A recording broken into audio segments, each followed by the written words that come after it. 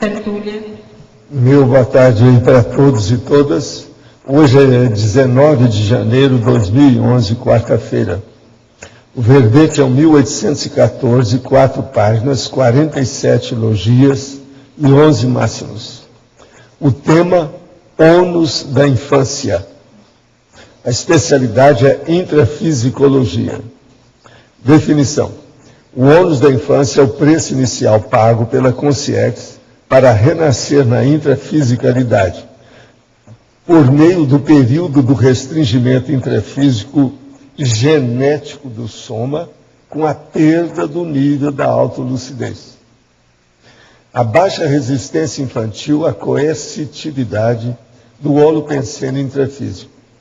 O preço intraconsciencial do período infantil. A eliminação da infância na vida intrafísica da consciência centenária. O ônus da infância na vida intrafísica de apenas 4 décadas, da consciência somada prematuramente. A Associação Internacional da Conscienciologia para a Infância, Evolucim. A conquista da nulificação da infância, tendo início com o ser desperto. O predomínio da recepção sobre a doação. Os condicionantes genéticos e mesológicos. As induções socioculturais falaciosas. A readaptação ao holopensene tetraveicular. Agora, nós temos aí, na taxologia, 4 categorias de ônus afetando a consciência intrafísica, homem ou mulher, quando na fase infantil, a partir da holossomaticidade. Na remissiologia, nós chamamos atenção para 5 verbetes. Adapciologia, autolucidez antecipada, hiperacuidade, nulificação da infância e porão consciencial. Frase enfática. A condição do ônus da infância afeta todas as consciências em geral e merece pesquisa rigorosa por parte da consciência lúcida, a fim de se usar proveitosamente a saúde do soma. Como viveu você a própria infância? O ônus da infância foi leve ou pesado para você? Agora, perguntas. Falando sobre priorizações, gostaria de lhe dizer que continuo escrevendo meus relatos projetivos, que já cheguei a quase 25 capítulos. Porém, achei que teria disponível no meu caderno de anotações mais 40, quando terei no máximo uns 30 e poucos relatos.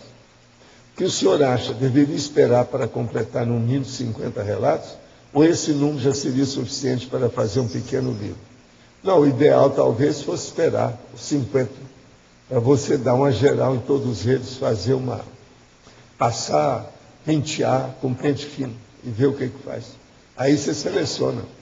Não precisa colocar todos, olha aqueles que sejam mais expressivos. Outra, gostaria de saber se diante de vontade de assistir humano e afetivamente uma pessoa, uma mulher, onde fomos quase dupla, se justifica solicitar auxílio das consciências para que a façam repensar a decisão de término, mesmo que possa estar errada, devido ao medo de se enganar no novo relacionamento.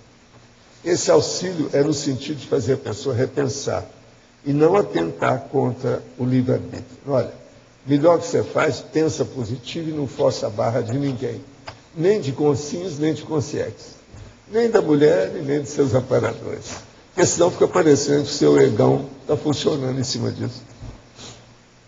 Outra, no livro Projeciologia, página 381, item inteligência, o senhor destaca: o módulo complexo da inteligência evolutiva pode ser tido à conta do mater pensene da sabedoria essencial, dentro de um holopensene individual, em relação aos percalços e torcegões de dificuldades pelas quais passamos na vida intrafísica, sempre objetivando o complexo.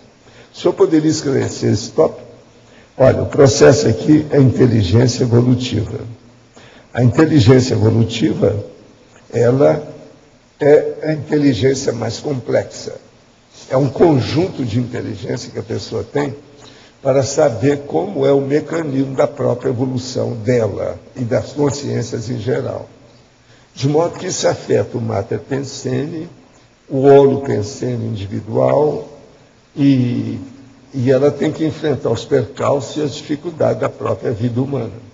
Agora, o que interessa mesmo do fim é o complexo. Então, por exemplo, uma pessoa que já tem uma noção maior de inteligência evolutiva, ela segue mais ou menos esses princípios que nós mostramos na conscienciologia. Por quê? Eles são os mais práticos, objetivos, mais funcionais, que dão efeito mais depressa. De modo que o processo é esse. Olha bem como é a situação. E a vida humana, ela tem isso que nós chamamos dos estorcegões da dificuldade. Quer dizer, as adversidades, a surpresa desagradável, isso faz parte do serviço. Agora, com a inteligência evolutiva, a pessoa fica harmonizada, com maior equilíbrio, ela sobrepaira esses processos e fica mais imperturbável. Pensa nisso. Outro, existe nesse planeta uma infinidade de sistemas de crença, que muitas vezes acabam por formatar as consciências para que vivam e se perpetuem sob determinados moldes. Se a pessoa pertence a determinado sistema religioso, ao desencarnar, ela irá imediatamente para a egrégora, a qual pertence aqui, neste plano ou não. Que fatores contribuem para que a consciência saia desse terrível círculo vicioso? Olha, quanto mais a pessoa estiver envolvida no processo, se ela sofreu a lavagem subcerebral daquele processo, ela vai diretamente para isso, porque os afins se atraem. Dentre essas comunex extrafísicas, que é comunex extrafísica, a comunidade extrafísica. Dentro dessas comunidades extrafísicas, das mais antigas que tem aí, é a dos judeus, o do pan-judaísmo. Elas realmente, aquilo então tem gente que não teve contato com nenhum ou outro processo de etnia, ou outra grey para viver. Intrafísica e extrafisicamente, estão o tempo todo enrolados dentro daquele conjunto faccioso ou sectário do judaísmo. Eles são os mais antigos que tem. De modo que cada caso tem que ver quanto que a pessoa teve lavagem cerebral. Se ela aderiu ao processo, o nível de genuflexão que ela viveu. Muitos desses ficam presos. Agora, quanto ao nosso amigo aqui que mora em Florianópolis, etc., que mora sozinho, não tem dupla, o que nós estamos falando para você é o seguinte: eu não estou vendo nada demais nas coisas que você quer fazer, tudo muito positivo. Pensa bem, a gente não deve estar mudando as coisas, desfalcando o lugar de onde nós saímos. A gente não deve sair de um local deixando um buraco no lugar da gente. A gente tem que preencher tudo para ficar melhor, para não desfalcar a vida, o destino e o encaminhamento das pessoas. Agora a outra. Ganhei o livro O Abismo, de Ranieri. Ele fala da zona abissal onde vivem ogóis, dragões e alguma entidade que tem mais de 5.000 anos. Isso é ficção escrita por espíritos, sem dúvida. De fato pode existir? Não. Do jeito que está lá, é muito excesso, é baratosférico. Uma consciência pode se recusar a nascer por todo esse tempo? Falo de um grupo de pessoas que tentam salvar essas consciências, são ajudadas pelo anjo Gabriel, que fica de guarda nos portões desse abismo. Haveria a possibilidade do senhor me esclarecer com relação ao que é falado no livro? Esse livro eu vi quando saiu. É muito delirante, tem muito excesso, é muita coisa de baratosfera. Não é bem assim, não. Extrafisicamente, a situação tem coisas que são até piores, mas não são desse jeito. Outra coisa, a gente não vai fazer um livro com essas bobagens que tem nesse livro aí. Tem coisa excessiva. Outro, procurei um especialista em TDE-AH, transtorno do déficit de atenção e hiperatividade, no adulto, aqui em Florianópolis. Além de psiquiatra, ele trabalha como psicoterapeuta. Após longas conversas, me orientou que começasse de maneira progressiva com Ritalina. Quero muito superar o transtorno, já fiz terapia, leio tudo que sai sobre o assunto, mas é difícil controlar a hiperatividade.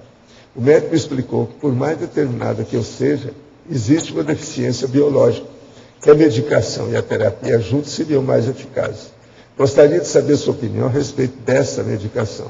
Olha, Eu, há muito tempo que combato os processos de Ritalina, principalmente no que diz respeito à criança.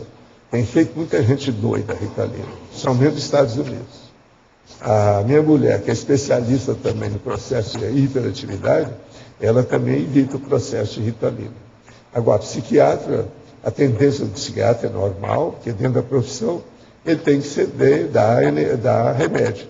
Um remédio às vezes é bom, mas nesse caso aí da Ritalina, vai com calma, porque às vezes você pode morrer da cura, melhora para um lado, piora para o outro. Então é preciso abrir o olho com isso, mesmo sendo adulto.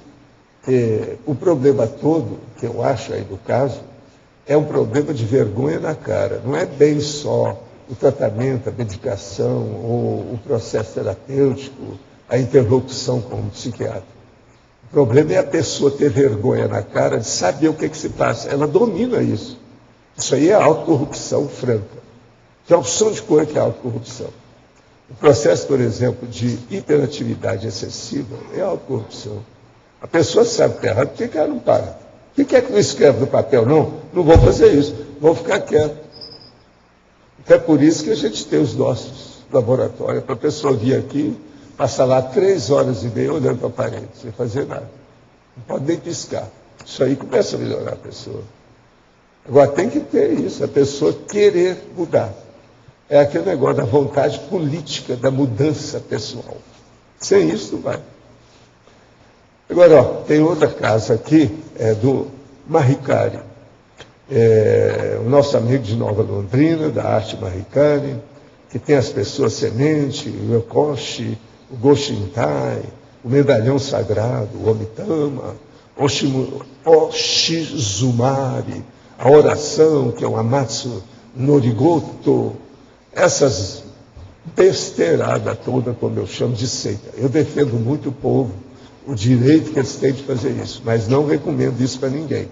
Isso é seita, sacralização, talismã, fossilização.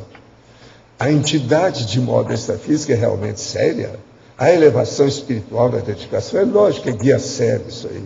Senão não daria tanta besteirada. Talismã, os nomes, o processo todo. Aqui tem tudo em matéria das iniciações. Pegar tudo para entrar dentro da pessoa. Esse Marricari é assim. Devo continuar por esse caminho? O problema é seu.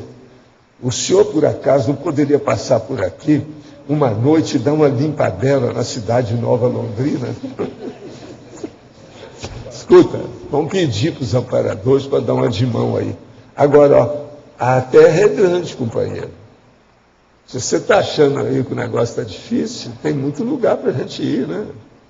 A terra é maior do que isso. Isso aí é pequenininho. Outra coisa, não está muito longe da gente, não. Mas relaxa que lá tem uma opção de coisa que deu para trás, na situação deles aí.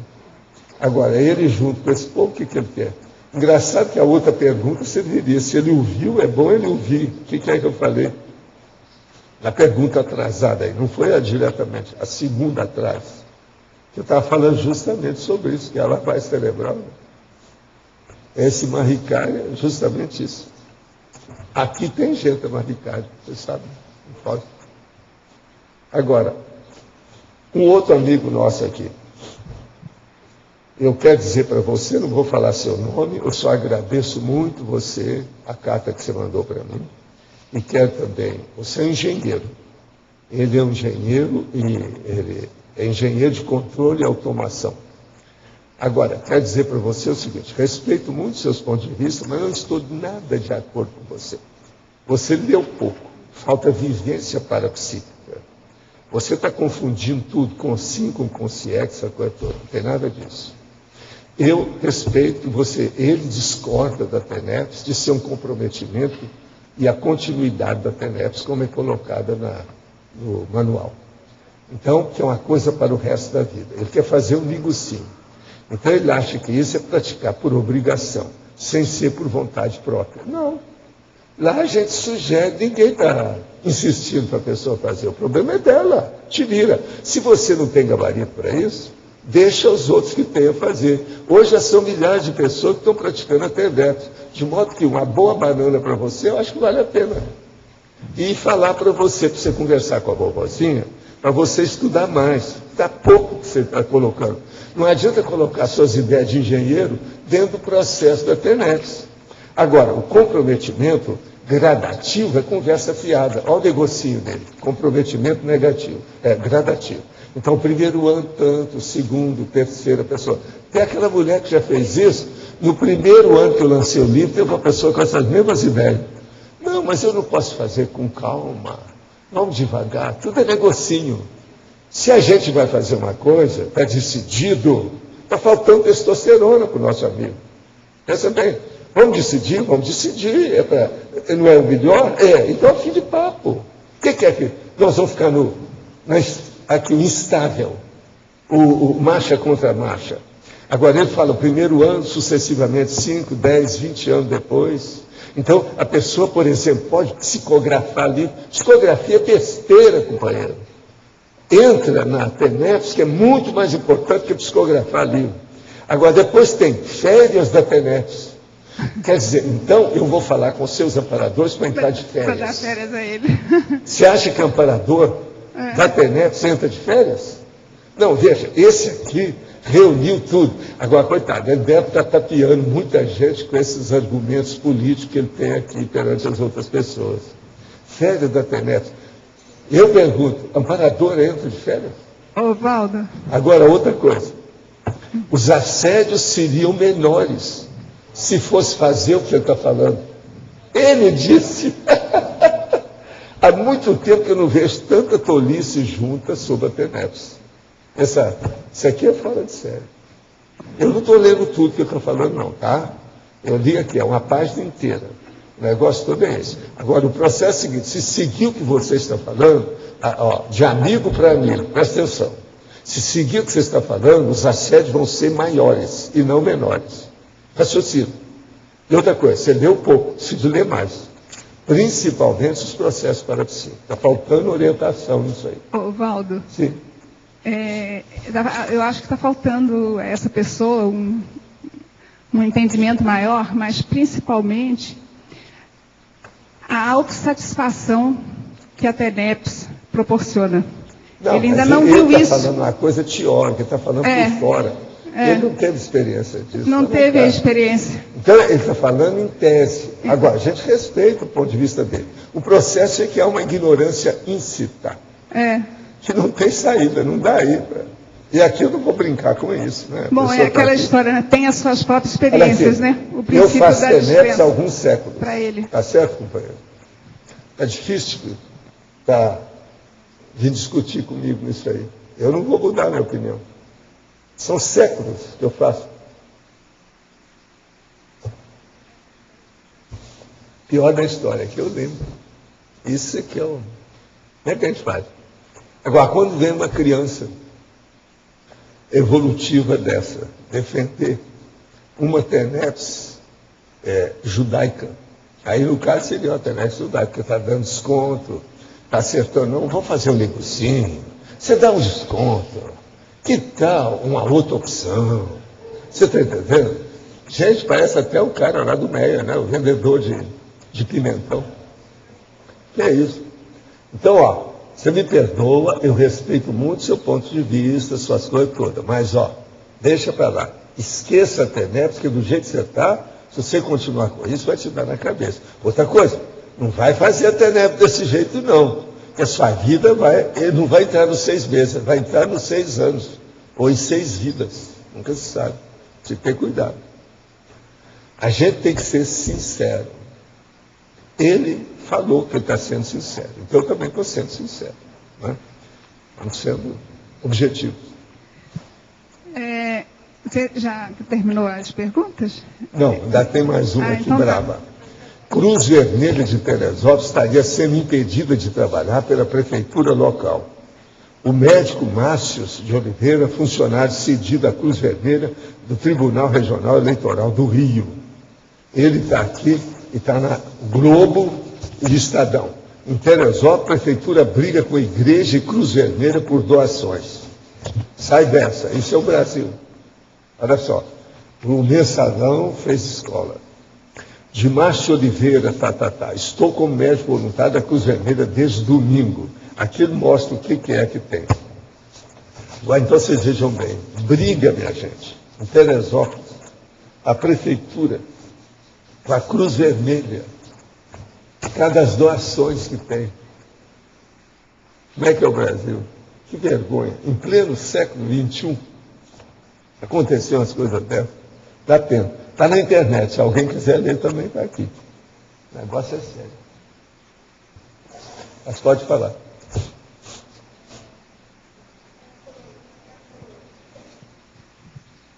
Eu queria, por favor, que você aprofundasse a pressão da genética.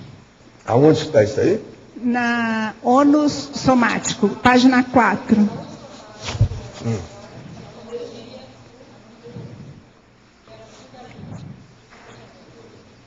Sim. Aqui é o seguinte, isso aqui nós estamos falando das categorias de ônus afetando a consciência intrafísica na fase infantil. Então, o ônus somático é do corpo humano. O neossoma, a fragilidade somática, a instabilidade das rápidas mudanças físicas e fisiológicas, a pressão da genética, a sobrecarga dos impulsos subcerebrais, a subordinação indescartável do poder adulto. O problema todo é o seguinte, essa subordinação indescartável é ao poder adulto, quer ser os adultos mandando o pai e a mãe mandando a criança. Então, a pressão da genética é que a genética é o processo biológico. Ela orienta a biologia do corpo. Se a pessoa vem com uma paragenética débil, tíbia, frágil, a genética põe uma canga na paragenética. Então, a pessoa fica muito igual às coisas da família. É quando você vê uma família que todo mundo se parece. Aquilo mostra que a genética é muito forte e a paragenética é fraca. É muito fácil de ver isso. Olha numa família, tem 3 filhos, 4 filhos. Todos se parecem com a mãe e o pai, mas iguaizinhos, tudo parecido. Tem uns assim, você já deve ter visto família desse jeito. Isso aí mostra que o pai e a mãe são fortíssimos, a genética deles. E a paragenética dos filhos, fraquinha. Então, isso aí que é o que nós estamos chamando aqui da pressão da genética. No caso, o ideal, entre aspas, seria a paragenética se sobrepor a se a paragenética for boa, né? A gente tem que ver, a primeira coisa é essa. Se for boa, o ideal seria que a paragenética boa dominasse a genética. Que a paragenética dominasse a genética. Porque a paragenética é o acúmulo da genética das vidas anteriores da pessoa. Tá certo? Tem lógica. Agora aqui outra pergunta. Faz um tempo que o governo brasileiro negocia aviões de guerra, aviões de caças. Um investimento bilionário cujo único e exclusivo uso é para provocar e matar terceiro. Nem para levar água o avião serve. Será que para isso, na hora de mostrar uma posição diferente, será que não está na hora? Será que não seria interessante comprar helicópteros de salvamento, aviões de resgate, de transporte de alimento? Enfim, destinar esse investimento para equipamentos voltados ao bem e não à arma de destruição? Qual o ponto de vista do professor acerca desse assunto? Eu sou 100% favorável à pacificação. Escrevi até um livro que chama Homo Sapiens Pacífico. Agora, nesse caso aqui, tem 2 coisas que têm que ser consideradas. A primeira é essa, de ver a prioridade da assistência superior à prioridade da matança. E a outra séria é a prioridade da defesa do país perante os países vizinhos e os loucos que dirigem outras comunidades, outras nações. Isso tudo também tem que ser visto. Agora, se estabelecer é o limite da defesa que o país precisa. Esses aviões de caça, que são caríssimos, precisa disso? Até que ponto precisa? Isso tudo tem que ver. Agora, aí eles vão falar, o Brasil é um grande território, é um verdadeiro continente, é um país continental, então precisa de avião para ver o processo das fronteiras. Aqui nós estamos na fronteira. Essa fronteira está precisando de aviãozinho sem piloto. Eles não têm. Está precisando ter um monte deles. Então, veja, há uma piada nessa história. Agora, o problema todo é a parte política. Qual é a puxação dos brasileiros para os franceses para comprar esses aviões deles? Tudo tem sua razão de ser. Por quê? Outra coisa, os aviões americanos são muito superiores aos belgas e aos franceses. Quem entende de avião é só olhar isso. Muita gente já falou isso. Os aviões americanos, nesse assunto, são superiores aos outros. E eles estão empurrando com a barriga. O Lula empurrou com a barriga até sair. Agora, vamos examinar o seguinte: qual é a vontade política disso aí? É aparecer? É fazer cartaz? É muito dinheiro nessa história. Uma outra coisa, eles falam que os americanos não iam dar tecnologia. Não, eles passam a tecnologia dos aviões. Não tem nada dessa conversa que o povo está falando aí. Os franceses passariam a tecnologia, americano não, conversa. Eles passam também. Não é assim. Agora, eu não sou a favor nem de americano, nem de francês, nem de belga. Eu sou a favor disso que a pessoa falou aqui, ó, que o nosso amigo falou. Ele está certo. Helicóptero de salvamento, aviões de resgate, aviões de transporte de alimento. Isso tudo é preciso. Nós estamos precisando de aviões, por exemplo, para acalmar os incêndios, jogar água. Tudo isso é muito mais importante. Um avião desse de caça vale não sei quantos desse outro para despejar água no incêndio. Presta atenção. O que é que não seria bom? Falta prioridade nessa história toda. O Brasil precisa disso? Como é que fica? Você disse que a hiperatividade, no caso o adulto, né, que te escreveu aí, é autocorrupção. E uma criança hiperativa? Como é que é? Você disse que a hiperatividade Sim. é autocorrupção. É autocorrupção. Né? Mas para uma criança que é hiperativa, porque muitos casos Não, de mas nós estamos falando aqui não é de criança. A hiperatividade aqui é de adulto. Pois é, mas no Agora, caso de uma criança que que não é tratado entre os 7 anos, mais ou menos 7 e 10 anos, a criança que não é tratada desse aí, ela se transforma num adulto hiperativo. Agora, o adulto hiperativo já tem cabeça. Ele domina o corpo dele. Escuta bem, se o cara se prender numa cadeira, ele não sai dali. A hiperatividade dele morre na hora. Presta atenção, por que ele não faz isso? Porque ele domina, né? Falta vergonha na cara. Você está vendo a lógica do que eu estou falando? Tem uma série de doenças e mini-doenças que são vergonha na cara. Não tem razão de ser. Agora, a hiperatividade é vergonha na cara. Outra coisa, depressão. Essa depressão da pessoa fica lá, faz assim, ó, na privada, no trono, e fica horas daquele jeito sentado no chão. Na minha terra, eu vou te contar, um rato de tatu iria bem aí no cara. Você está entendendo como é que é? É que a gente não bate nem criança, né? Então não pode. Não se bate uma mulher nem com uma pétala de rosa. Agora, o processo todo é que tem muita gente sensitiva. Eu estava com vontade de trazer aquela sensitiva que está lá fora. Vocês viram como é que ela está bonita? Para mostrar para vocês. A gente precisa de ser aquela sensitiva parapsíquica e não a sensitiva bioquímica apenas do corpo. Aquela que você encontra. Aí fora tem duas plantas lá. Uma beleza que elas estão dessa vez. Sabe trazer e colocar aqui para vocês verem, deixar aqui uma temporada. Sabe como é que é? Savaldo, o senhor tinha falado agora aquela questão de se a paragenética é bem forte, ela domina a genética. Minha pergunta é assim, quantas vidas você tem que fazer isso para você ter uma herança genética, você deixar uma herança genética da sua paragenética? Ou só na primeira já dá? Não. Tem que ter várias vidas. Genética e paragenética é problema de milênios. Vai influir. A genética de uma família, aquilo foi criado durante milênios. Então não é através numa de várias vida, gerações. não é numa vida E a só. paragenética da pessoa, aquilo foi acumulado durante milênios. Esse negócio é seríssimo e complexo. Isso não é fácil, não. Então, para mudar a genética pela Para paragenética... mudar a muda. genética, a pessoa tem que já ter uma paragenética forte. Eu sei, mas assim... Ela... Você veja bem meu caso. Olha só. Eu nasci cheio de desastre, tudo quanto é jeito, me rebentam a cabeça. Eu choro 11 meses. Com 3 anos eu começo a lembrar das coisas, começo a falar daquilo.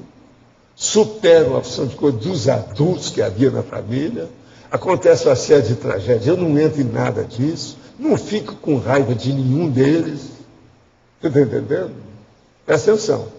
A minha paragenética andou superando alguma coisa. Presta atenção. Com tudo isso, Mas eu, parte difícil, me racho a cabeça, sou tirado de turquês. tem pneumonia dupla logo em seguida. Minha mãe não tem leite. Me arranjam 2 amas de leite. Uma me salva. Eu passo até os 11 meses chorando. Que a pessoa encostava em mim, o negócio estava doendo. Eu gritava, opa! Você está entendendo? Então, era um show danado. Aquilo foi bom para mim. Eu fiquei maduro antes da hora. Me ajudou demais. Comecei a entender as coisas mais. Isso é a maturidade. Então, veja. Alguma coisa da minha paragenética, ou do meu, vamos dizer, macrosoma, alguma coisa atuou nisso. Eu sei, mas assim, ó, a sua paragenética venceu lá uma parte da genética. Você vê, o meu outro irmão, que veio depois de mim, teve problema, mas já ficou com epilepsia na hora, desde que nasceu. Então, como é que eu consegui sair da epilepsia rachando a cabeça toda? Presta atenção. Meu irmão entrou nessa. Então, aí a minha pergunta é assim, ó, a partir dessa vida, então, a sua herança genética daqui para frente, ela já está modificada. Não, até esse nível. Eu quero modificar a mais, assim, a maior, melhor. Opa! A cada vida ela vai modificando. Principalmente do ponto de vista de ter efeitos parapsíquicos. Que eu quero entra a herança. Que esse que eu acho mais importante, a paragenética, que mexe com a genética. Que tem as indicações parapsíquicas. Então, por exemplo, você já pensou? Eu preciso de ver minha ficha, mas eu posso arranjar até um macrosoma melhor, mais adequado. Entende? Eu acho que eu não. É assim, ó, por exemplo, até que ponto a minha paragenética, se eu conseguir melhorar um pouquinho a minha genética, examina até que ponto a você minha com genética... seu povo todo. Irmãos, pai, mãe, sim, os parentes mais próximos, olha as coisas que sim, tem. Aí até que ponto, por exemplo, eu já consegui, por essa vida só, eu já consegui fazer herdar para o meu filho, por exemplo, para a minha filha, entendeu? Minha pergunta. O processo você não fez assim. Herdar nada. É ele que vai adquirir. Ele que evolui, progride e desenvolve a paragenética dele. Então, você não faz nada. A gente ajuda, predispõe, mas não faz nada. Então, a genética que ele herdou é a mesma que eu herdei da minha família. É isso que eu quero saber. A genética é a mesma. Não tem nada. É isso que eu quero saber. Mas depende da pessoa. A paragenética dela você vai mostrar na hora. A que você veio. Não, eu entendi. Não, é pai e mãe. Eu coloquei um exemplo meu, mas eu queria entender como é que funciona isso. Eu queria saber assim, se uma pessoa... Agora, uma coisa boa também para você examinar, aquela minha técnica de examinar o processo da hereditariedade, vendo quem é que você tem mais tendência, do lado de sua mãe ou do lado do seu pai, para ver onde é que a sua genética herdada dos pais preponderou. Qual é o monopólio? Da sua mãe ou do seu pai? No meu caso, por exemplo, é da minha mãe. Isso me ajudou. Você já pensou? Se eu tivesse com meu pai, eu já estava diabético aí há 40 anos. Ronaldo, como é que você identifica isso? Como saber se é do pai ou da mãe? Porque não é... É só você olhar as doenças. As doenças. Que doença que você tem até agora? E qual é a doença do seu pai e a doença de sua mãe? Vê para que lado que você está caminhando. Agora, eu comecei a estudar isso muito, devido à odontologia, à medicina. A questão me chamou a atenção demais o processo da... Quem vai estudar a fisiologia humana, acaba se comparando, tenta sair, isso é técnico.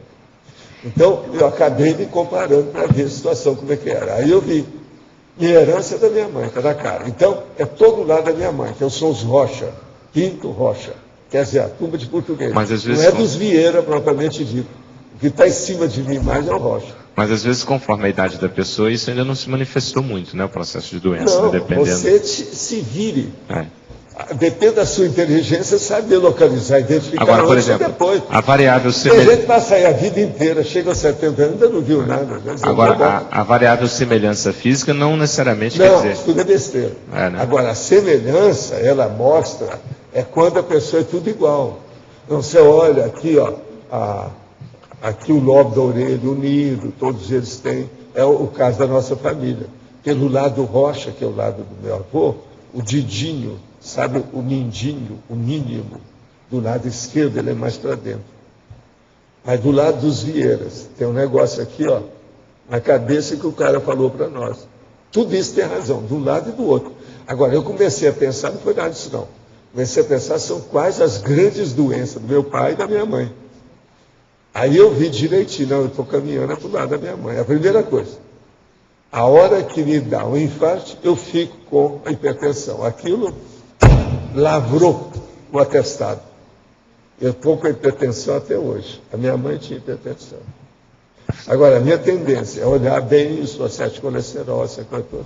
Minha mãe, quando morreu, tinha 350 de colesterol. A gente fazia tudo para baixar aquilo. Na época não havia recurso. Para ver se... Quando o senhor fala assim, ó, a genética prevaleceu sobre a genética, ela não mexe na biologia. A vida sua fica diferente da família porque não, você mexe é a consciencialmente. biologia que agiu, sim. A minha paragenética foi em cima da biologia, não. Eu não vou mudar nisso. Ué, então... Não me mude tudo. É a pessoa que faz isso. É a consciência que está nascendo. As minhas energias de nascituro foram superiores à energia da mamãe. Entendi. Então, o seu filho vai usufruir isso também, de alguma maneira. Como é que é? Não, depende dele. Não foi minha mãe que fez isso, nem meu pai. Você. Foi eu. Aqui, ó. Não fica pensando que você está ajudando muito filho e que não. Não, eu só às quero vezes entender, a gente está mostrando, dando para os filhos, só o pior. Não, porque se mudou a ter biologia... muito cuidado com isso. É que na minha cabeça só mudou a biologia. Então, dali para frente, não, é uma nova você linhagem. Entendeu. Você entendeu que você entendeu. Aqui, ó. Que a mamãe e o papai são carta fora do baralho. Se o cara é bom ou se a cara é boa, ela chega e o jogo é outro. A coisa muda. A linhagem continua. Agora veja, quem fala isso é só eu. Vocês nunca viram isso. O Mendel não falava nisso. Os biólogos não falam isso. Aquele Jay Gould nunca falou nisso. Eles não entendem nada disso. Eles sabem outras coisas, fisicamente. Mas esse é fisicamente, sabe nada. Para encerrar aqui a minha pergunta. Na página 3, na exemplologia, tem o segundo ônus da infância elevado. A pessoa portadora de doenças graves ou vítima de acidente sério... O ônus da infância elevado. Da pessoa portadora de doenças graves ou vítima de acidente sério durante o período infantil. Sim, o que tem? Eu queria que o senhor falasse alguma coisa assim dessa... Pois é, o ônus da infância. O meu, por exemplo, foi elevado, né? Por causa do meu nascimento. Mas de doença, assim... Pois é, mas até um certo ponto, parto que quebra a cabeça da pessoa seria doença, não? Mas não é a sua doença já. Olha aqui, ó, se vocês quiserem, só chegar e vir aqui, ó. Não tem marca na minha cabeça, dessas coisas todas. Não fica pensando que isso aqui foi do meu acidente, não foi, não. Agora, o meu problema é cabeça dura. Todas as coisas que acontecem comigo vêm para a cabeça. E eu nunca tive dor de cabeça. Isso aqui é o melhor, né? Dor de cabeça continuada eu nunca tive. Quando teve o acidente, eu tive um negócio aqui, ó, no nervo. Aqueles negócios. Mas nunca tive dor de cabeça. Cefaleia, coisa assim. Tá. Agora, eu acho que tudo isso, muita coisa disso, eu consigo consertar por causa das minhas energias. A hora, por exemplo, a hora que eu trouxe aqui o verbete, esse que eu estava falando aí, sobre o ataque para... esse é muito sério para vocês pensarem, porque se entender bem como é aquilo e o que acontece, uma opção de correr para trás, teve a razão de ser. Vocês estão entendendo? Eu estou mostrando a parte prática do desassédio. A parte prática da dispersidade.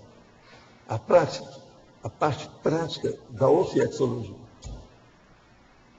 Eu ainda não falei dessas coisas. Eu nunca expliquei isso aqui. Essas doenças... Então, esse é terrível.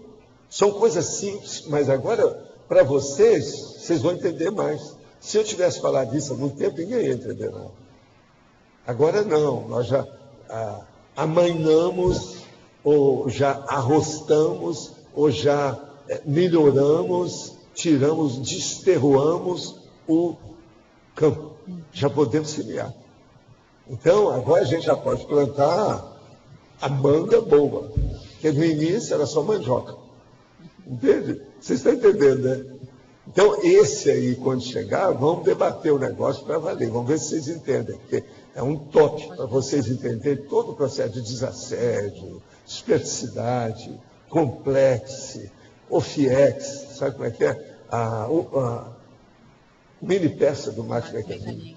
Tem algum assim, indicador para a gente saber se foi por assédio, ou se foi por circunstâncias, se foi... Tem. Como é que a gente sabe isso? É só você olhar os processos dos detalhes dos acidentes e das doenças graves. Como é que foi com a pessoa? Olha os detalhes. E começa a coletar aqui, para ver como é que é. Igual eu na minha família. Eu fui olhando tudo o que está acontecendo. Igual fiz o levantamento. Fui anotando aquilo. Fui anotando tudo. Eu estava olhando, por exemplo, na minha família, eu não... Tem muita coisa que eu guardei, mas muita coisa também da minha cabeça, da minha memória. Então, por exemplo, certas datas de nascimento desse povo mais antigo da minha família, eu sei tudo certinho. No entanto, o povo até mais velho do que eu, ninguém sabe nada. Entendeu? Como é que a gente estudando, você vai retendo as coisas. O negócio fica. Então, por exemplo, eu guardei a data que o meu avô renasceu. Agora, eles perguntaram para mim, eu falei, mas por que você sabe disso? Seu pai, seu avô? Porque eu estava com Zé. Então, eu lembro da história. Quando chegou aqui, eu fui cogitar de saber direitinho. Meu avô, ele renasceu em 1864. Sabe? O meu pai, em 1890. E por aí foi. Você está entendendo? Uma opção de coisa nesse sentido. Eu fui guardando. A minha mãe, em 1900. Então, são coisas que eu andei estudando demais com detalhe. Aquilo você vai juntando. Agora, o processo disso é que você não pode exagerar nada. Tem que ter muita racionalidade, ponderar muito, usar muita lógica e deixar acumulados os registros, aquilo que a gente faz, para você ver o caminho que é. Essas conclusões que eu chego, isso foi depois de muitos anos de estudo. Senão eu não teria chegado aqui. Uma oração com relação a datas que o senhor sabia quando o senhor estava na condição de Zéfiro. O senhor teve intrafisicamente ou quando estava fora do corpo projetado, por exemplo? Coisas. Eu mexi com as duas coisas. Agora, a coisa mais séria aí, Cris, não é nada disso, não. É você ter interesse por isso. Porque é isso que faz a redenção. As pessoas dentro da família não têm interesse nenhum disso. Olha bem quem é que teve. E são coisas anteriores ao seu nascimento. Essas é que eu estou chamando a atenção. Quando uma pessoa nasceu, não, eu lembro do dia que nasceu, está uma tarde bonita, assim, tal. Isso aí é outra coisa. Agora, você está vendo a pessoa que nasceu antes de você. Por quê? Então, você está começando a estudar um negócio pré-ressoma da sua vida. Você já tinha ideia, quando você estava na condição de Zéfiro, por exemplo, da personalidade consecutiva do seu pai? Assim, das possíveis ressoma, que o senhor iria acompanhá-lo na condição de personalidade consecutiva? Eu sabia que alguma coisa ia acontecer, devido ao processo afinidade dele comigo. Antes dele fazer a eutanásia dele lá, ele virou para mim e falou assim, uma pena que meu filho não está aqui. Foi as últimas palavras dele. E ele foi para o laboratório de prótese, aquele que a gente trabalhava junto, né? E daí cortou a caramba. Quer dizer, um negócio assim, bem chão, bem natural. Uma tragédia de doido, né? Mas tudo estudado, tudo de caso pensado. Agora, eu tenho a impressão de que ele chegou por dois motivos a essa conclusão. Primeiro, a causa mesmo é que ele já não estava suportando mais o corpo, porque doía demais, a situação estava precária, e não havia muito jeito.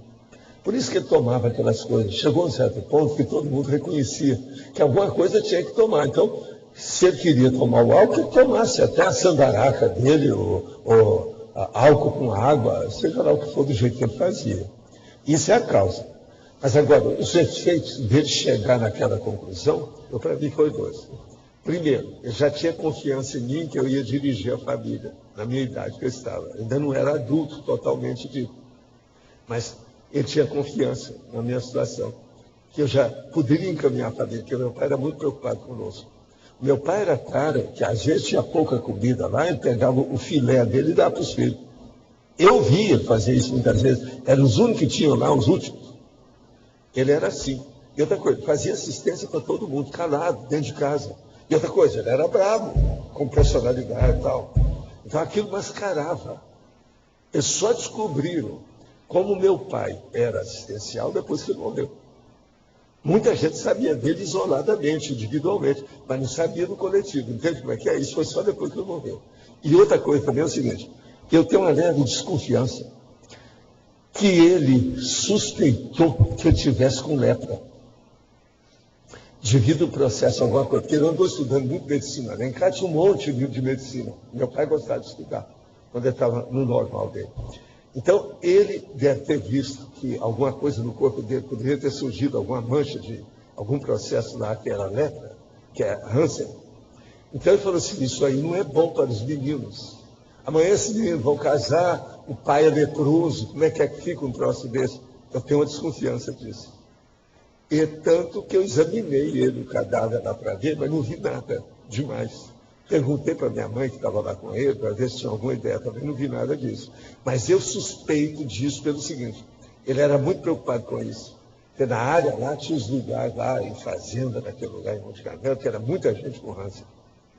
Então aquilo pegava mal, porque a hanseníase era um negócio, ainda mais, você sabe, há 50 anos o negócio do Brasil era um negócio de doido. Agora, eu tenho uma leve impressão que isso foi uma, desculpa, você está entendendo? Uma justificativa, uma saída que talvez ele tenha arranjado também. Essa é a segunda, para chegar naquele ponto. Que ele nem me esperou que eu fosse lá. Entendendo? Porque algumas semanas depois eu ia entrar de férias, eu podia passar uns dias lá com a família, quase sempre eu fazia isso. Então o negócio foi antes. Agora, isso tudo foi pensado. Então, em vista de tudo isso, eu comecei a pensar, bolas, meu pai vai ressomar logo, com outro corpo. Agora, precisa ver o corpo que ele vai ter. Foi aí que apareceu a tal senhora, quando eu vi, estava lá o meu povo e ele. Assim, aí eu falo, a senhora vai ter um filho agora, da senhora. Foi aí que apareceu. Né? Agora vejo tudo batatofe, né? Assim em cima do lance. Sem dúvida nenhuma. Ele morreu em 52. Eu falei para a mãe lá do Visas, foi mais ou menos, foi em 65. Foi um ano antes de eu deixar o movimento espírita. Eu atendia muita gente aqui, foi daquela lufa que atendeu um monte de gente. Então eu falei tudo para ela, aquilo que eu vi. Agora, eu só fiquei sabendo do resultado 35 anos depois que ele apareceu e falou. Aí quando eu vi, bolas, é ele.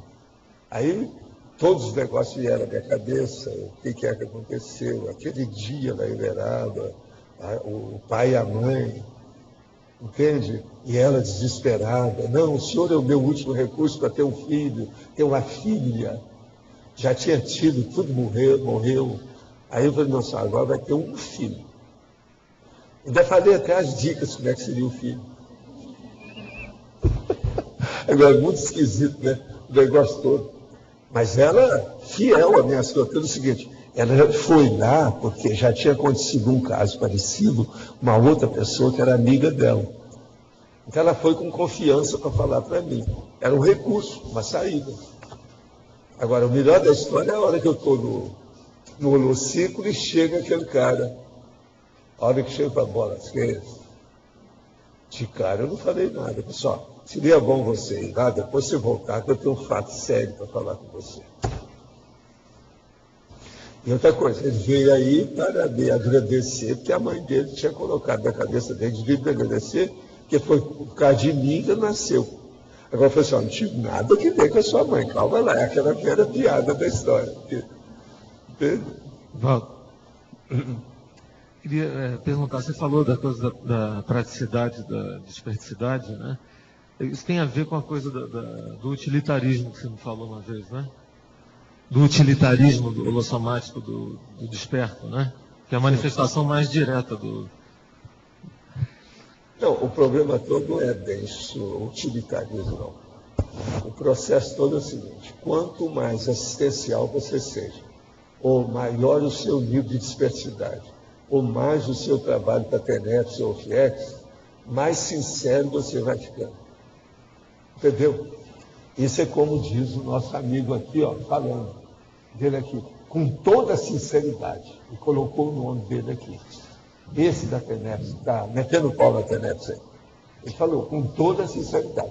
A mesma coisa também eu falo, com toda a sinceridade. Você começa a ficar mais realista. O processo, você explicita mais as coisas. É o meu jeito.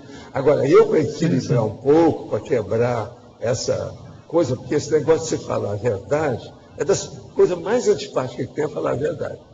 Como eu procuro sempre justamente isso, eu então ando com a do banana, falo da vovozinha, para quebrar a tendência.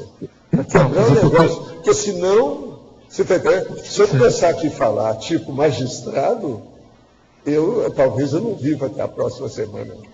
Então, porque a coisa do utilitarismo dispensa uma série de bobagens ou de coisas secundárias. Agora, o utilitarismo, a sinceridade, ela é utilitária. Sim, então, mas ela é mais porque direta. Você não erra, você erra menos. Quem é sincero erra menos. Sim, sim. É uma inteligência. Quem mente, gente, embroma a si mesmo. Isso é que eu chamo de autocorrupção, autotapeação. Quem mente está se tapeando. A gente é burro nesses momentos, né? Não tá. Aquele negócio, outra coisa, isso é curiosidade mesmo. Essa coisa do teu nascimento, do acidente no parto, foi acidente mesmo, ou assim, pelos benefícios que você foi planejando? Minha mãe estava há 12 anos sem ter filho, a fábrica estava fechada. Eu fui o primeiro filho que apareceu. É o novo produto da fábrica. Você sabe, estuda hipotrofia dentro das fábricas femininas, todos os órgãos, etc. Tal. A linha de produção. Escuta, chega aqui e olha a minha nuca. Vem cá.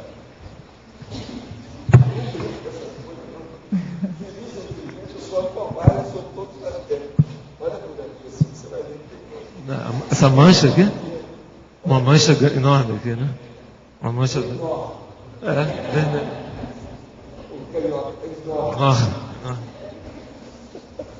Por aí você vê.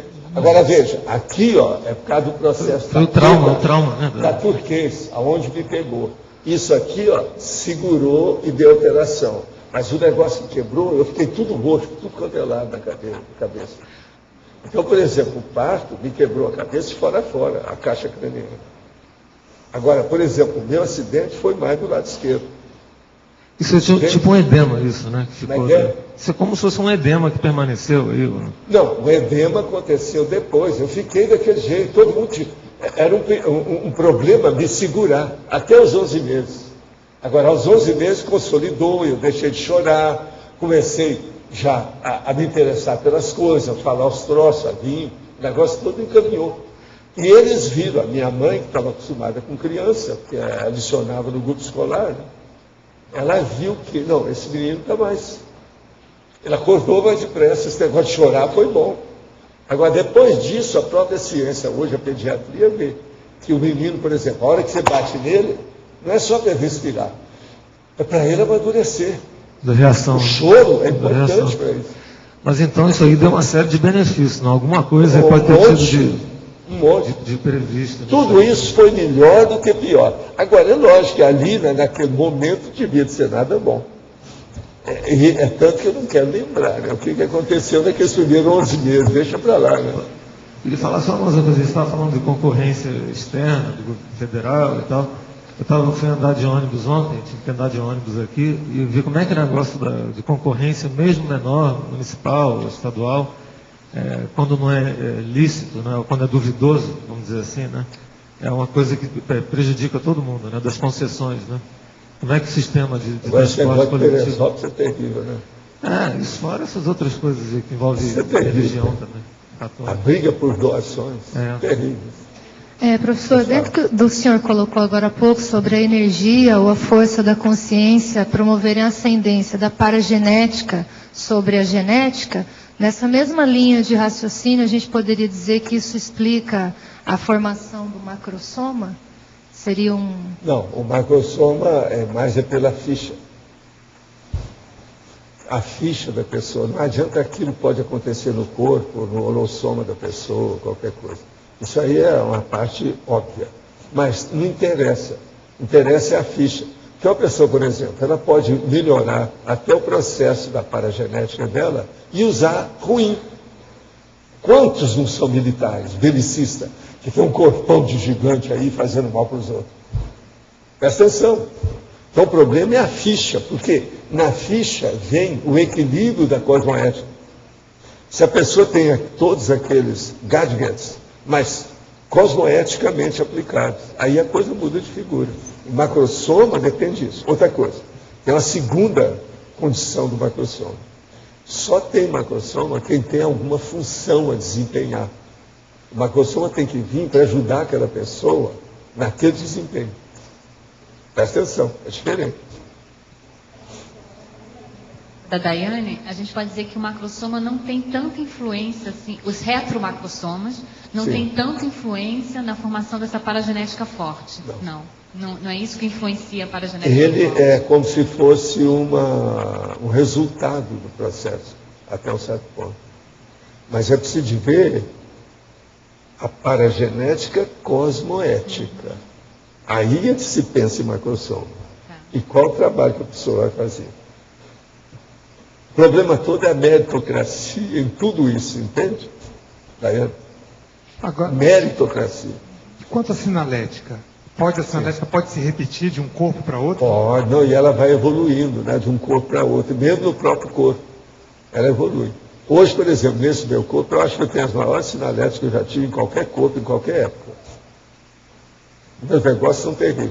Essas bobaginhas que eu falo, igual que você viu hoje. Ela viu duas coisas comigo. Quem vive comigo, se eu chamo a atenção, até a pessoa vê, porque é preciso ter olhos de ver. É aquilo que eu chamo, olhos de enxergar. Se não tem, tudo passa banal. É igual aos outros fatos, aquilo vai indo assim, ó. Vai. Escuta, eu queria te mostrar aqui, ó. Está os dados todos certos de identidade, secretaria, Estado, CPF. Está tudo certo.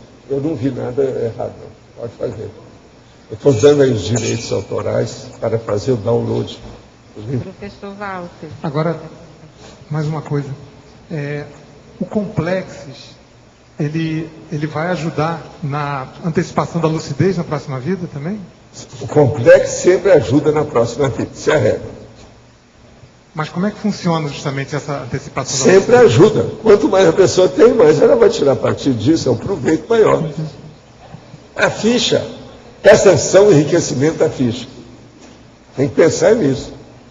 Tem lógica? Agora, observa bem as coisas. Tudo que eu falo tem princípio, meio e fim, tem que ter racionalidade, tem que ter lógica. Tudo tem que ter. Todos esses princípios que nós falamos, eles têm que encaixar nos outros. Não pode ter nenhum que tenha qualquer ingresia, como dizia o cara, idiosincrasia, como diz o outro, ou contradição, como diz o outro. Se de analisar bem, não pode ter contradição. Por isso que eu falo, leia a enciclopédia metendo o pau, desancando com tudo. Derrube tudo que está escrito na enciclopédia, vamos ver. E traga para cá. Igual esse não sabia que está falando da internet. Bacana, e a crítica que ele fez, a heterocrítica. Mas é bom para a gente clarear mais. Agora, minhas coisas são tudo baseadas nisso, porque não fui eu que fiz isso. Essas leis não fui eu que criei. Eu apenas olho do curso intensivo, as coisas que a gente fez, os estudos que eu faço, o que é que eu tive de experiência agora, para falar desse jeito. Agora, tudo com sinceridade, tudo soco na cara e fratura exposta. O que você queria? O senhor tem um maior número de sinaléticas? As sinaléticas eu acho que as minhas são maiores do que tudo das coisas que eu lembro. Eu não sei, mas eu penso que elas são maiores. Mas isso seria justamente o resultado desse acúmulo de vivência, essa questão da interassistencialidade? Eu acho que também é meus estudos, né? Do quê? Meus estudos. Eu estou estudando, sou fenômeno parapsíquico praticamente desde os 5 anos, né? Falando franco. Que eu era sempre implicado desde os 5 anos. Se eu estou com 78, faz 73 anos que eu estou estudando isso. Talvez seja o tema que eu mais estudei. Logo em seguida foi supernotação, para ver o que era isso. Se eu tenho um processo extrafísico, que eu pensava que todo mundo tem, e depois eu cheguei à conclusão que todo mundo falou que não é assim, então aquilo é uma supernotação. Então eu comecei a estudar supernotação. Falei assim, isso é um troço que me diz respeito. Eu tenho que ver o que eu estou fazendo com isso. Eu não nasci à toa. Eu não nasci ontem. Então, pensa nisso. Agora, é isso que me leva, por exemplo, essa questão, por exemplo, Eu não sei se nas minhas vidas anteriores eu tinha capacidade de entender como eu entendo hoje, do ponto de vista teático, esse processo do ataque para, entende? A terapia, naquele ponto, eu não tinha essa visão que eu tenho hoje. Eu posso perguntar uma coisa sobre esse ataque? Nesse caso, tem alguma participação, assim, no sentido de uma iniciativa proativa do assistente para provocar esse ataque ou não? São os amparadores que trazem, os médios assediadores? Eu tenho tudo preparado. Eu estou com a linha de montagem preparada porque deve é. A fábrica está pronta, fumegante. Então pode trazer quem for. Nós estamos preparados para aquilo. Então eles vêm sempre. Agora, depois, passam anos, você está assim. Aquilo é banal. É coisa de todo dia. Outra coisa, eu não fiquei doido por causa disso. Não me deu alteração por causa disso. Eu nunca adoeci por causa disso. Presta atenção. Então, por exemplo, eu acho hoje mais fácil dar esse pega para capar no assediador do que, por exemplo, atender aquele homem que estava morrendo lá no hospital, que eu fui para a cama. Aquilo é pior. Cada nível de ectoplasmia e a situação que você tem que doar. Nesse outro aqui é mais fácil. Você entendeu o nível? Então, nesse caso, a questão da escagem lúcida, isso já não, mas a escagem está de dentro, mas é um tipo de escagem avançadinha, né? É isso que eu queria saber. Eu explico isso tudo. Eu dou 12 itens e depois mais 20 da predisposição. Os 20 para predisposição. Eu acho que ali caracteriza bem, dá bem a ideia da pessoa, o que é. Agora, o que eu vejo é isso. Vocês estão caminhando para isso. Talvez isso seja uma das coisas que eu posso mais ajudar vocês, é explicar isso. É o que vocês vão precisar cedo ou tarde. E uma das características desse fenômeno é justamente a instantaneidade dele, ou seja... Não, a instantaneidade aí já é ataque em isso aí já faz parte, é banal, né? Já faz parte do trabalho da gente. Assim, eu já sei que é assim, não tem novidade nenhuma. Isso não cria qualquer travão no meu processo, não é isso? Um travão que poderia criar aí é se eu tivesse, por exemplo, doente, mas mesmo assim depende de que doença. Se for, por exemplo, um resfriado, eu dou jeito nisso. Você está entendendo? Isso aí não é. Mini doença, você tira fora. Então, é difícil hoje saber o que é. Agora, uma coisa, Cris, que é bom, já que você está tão interessada no assunto, deixa eu te clarear uma coisa para você pensar. Quando a gente pensa num caso desse, deve-se pensar no processo do FIEX. Entende? Isso aí tem uma relação direta com o processo do FIEX. Entende? Por causa do nível do caso holossomático da minha condição. Holossomático. Presta atenção. São os veículos de manifestação. Então, por exemplo, ataque arritmia. Pensa bem. Vocês vão chegar a essa conclusão com calma. Entende?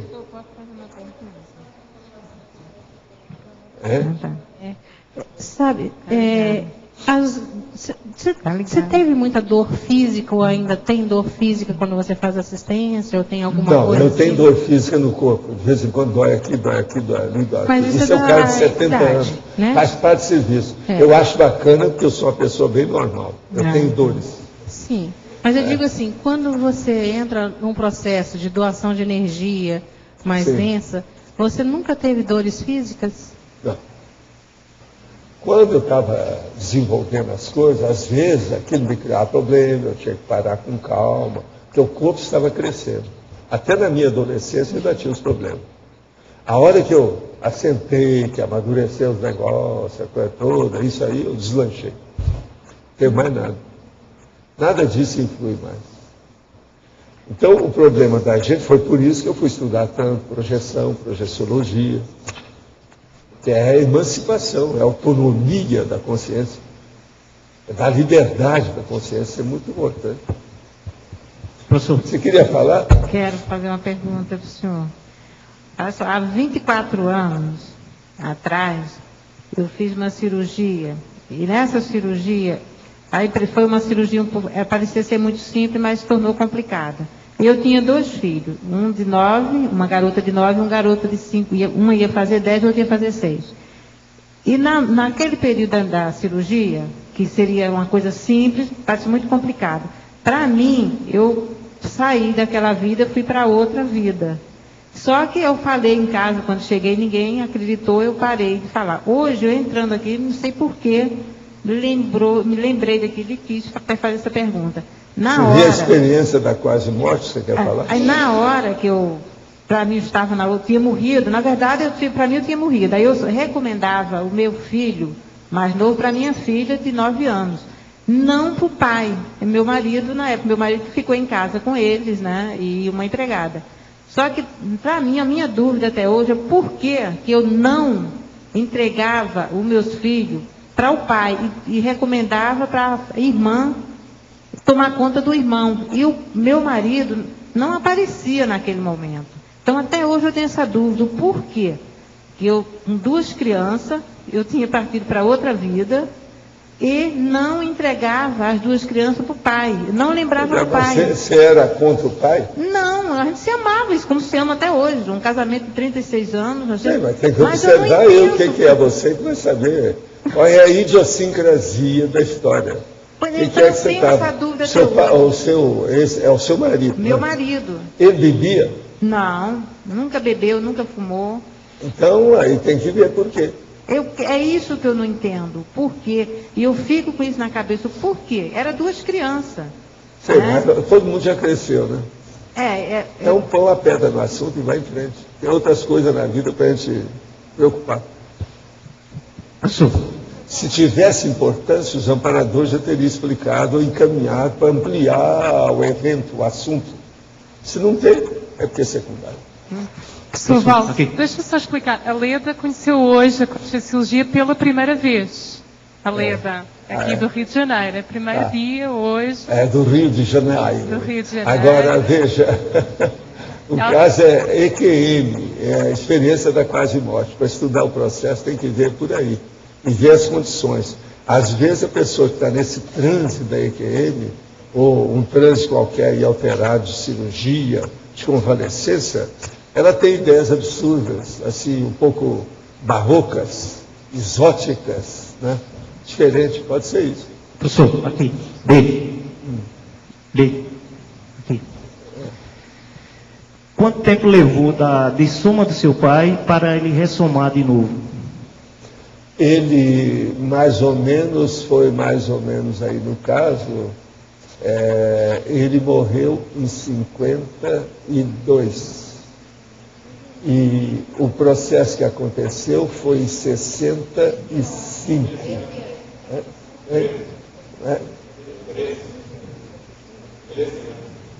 Pois é, em 60, não, há 13 anos foi o que eu falei. Agora tem que ver lá com o nosso amigo quando é que ele nasceu. Teria que examinar quando é que ele nasceu, foi 52 depois quando ele nasceu. Sim. Dá 9 meses antes, 8 meses. Sim. Aí tem. Ele é da turma entre 12 e 15 anos que eu falo, sabe? Aqui tem vários assim. Professor, era só com relação a isso aí. 13 anos, né? Isso é uma ressoma curta ou dentro é mais ou menos esse padrão que segue? Ou não, a questão existem vários padrões. Os que eu estudo mais dentro das personalidades conceptivas é aquele que vai até 15 anos e o outro que vai até 30. Este 15 anos vai sempre entre 12 a 15, mas às vezes é 7 anos só. Agora, esse que vai a 30 é de entre 25 e 30. O de 25 e 30 são condições melhores. Condições melhores como assim? Da vida dele anterior? A pessoa já se preparou, ela já vem às vezes com um curso intermissivo, ela está melhor. Já o outro já tem problema. Sim. E outra coisa, quase sempre essa de 30 anos já tem um serviço para fazer. Então muda tudo. O fato dele ter vindo com assim, né, por média de 13 anos não significa, quer dizer, tem uma explicação pelo fato dele examinar cada caso, ver com o fato dele ser assistencial, como o senhor falou, isso aí contribuiu? Agora, estava olhando para você e estou vendo aqui que hoje a nossa princesa está arrumada. O que é isso? Você vai casar de novo? O que é que houve com ela aí? Você já perguntou para ela? Você perguntou para ela? Ah, está morando perto daqui? Ah, então é isso. Mudou o status. É que eu estou vendo aí. Você sabe que eu chamo lá de princesa, né? Por causa do jeitão dela. Agora, hoje, olha lá como é que ela está arrumada. Olha lá, parece que vai tirar fotografia. Se chamar o Moacir. Professor, aqui na sinergismologia, queria que o senhor ampliasse ou exemplificasse mais o aumento do dinamismo na hiperacuidade devido às autorretrocognições sadias. Poderia explicar melhor essa condição? O primeiro termo aí. O sinergismo, autorretrocognições, é sinergismo que você falou? É. Autorretrocognições sadias, hiperacuidade dinâmica. Queria entender melhor esse dinamismo aí que... Pois é, o processo todo é o seguinte. A autorretrocognição, se ela é sadia, você não sofre com aquilo. Então, a boa parte das pessoas lembram de coisas passadas, mas com assediador, na hora da crise, na hora que está tendo um ataque, e ela sofre com aquilo. Agora, se o processo é sadio, a pessoa se interessa por aquilo. Ela pode estudar com profundidade sem sofrer. Ela se sente bem, sabendo a própria condição dela. Porque não tem tanta coisa atrapalhada. Você está entendendo? Ela vai querer consertar aquilo que sobrou. Então aí vem a hiperacuidade dinâmica. Há um dinamismo que agiliza a hiperacuidade. Perdão, a hiperacuidade dela. Entende? Ela fica mais atilada.